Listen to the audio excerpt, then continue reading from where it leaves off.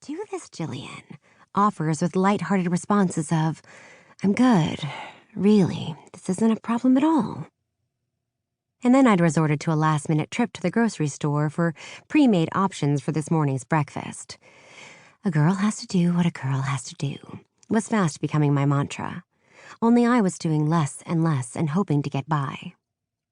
Winston scratched at the back door leading from the kitchen to the yard, distracting me from my musings on the power of caffeine mixed with a heavy dose of self-doubt. I bent down and ruffled his white ears before opening the door. "Sorry to leave you sitting there." He ran off along the chain-link fence, barking at a squirrel or a bird.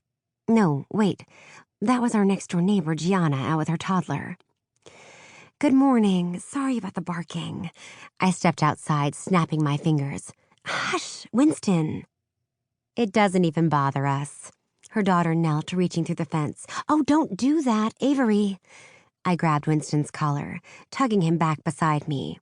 "He won't bite, but he is a non-stop licker. We've talked about getting a dog, but right now my hands are full trying to keep up with a 2-year-old. I can imagine, but she's a cute handful."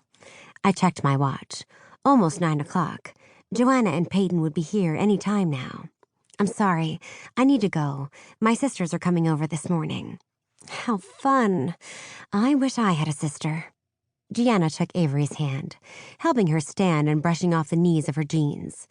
"And I need to try and tire this one out so she'll take a nap for me later." "Good luck with that." She tossed a wave over her shoulder. "See you later." "Come on, Avery." I released Winston. "Gianna." "Yes?" "I did mention Jeff and I are renovating our kitchen, right?"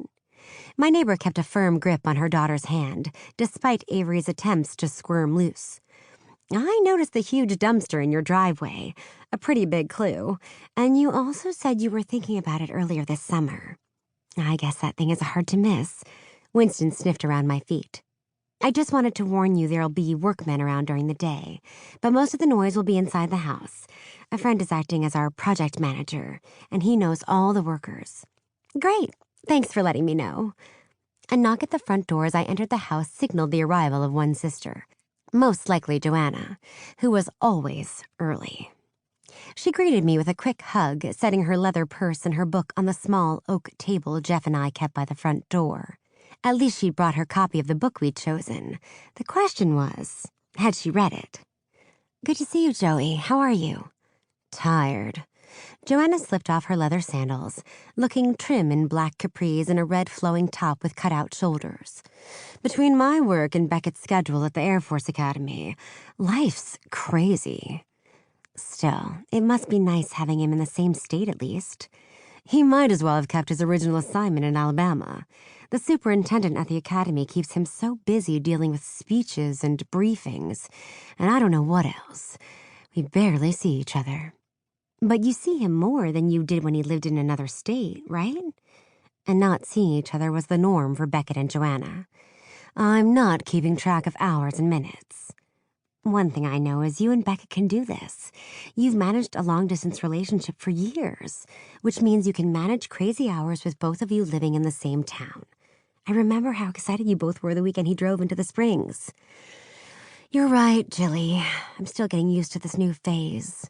It was so sudden. Why don't you go make a cup of coffee? I apologize that it's from a plastic pod and not your preferred French press, but I do have cream."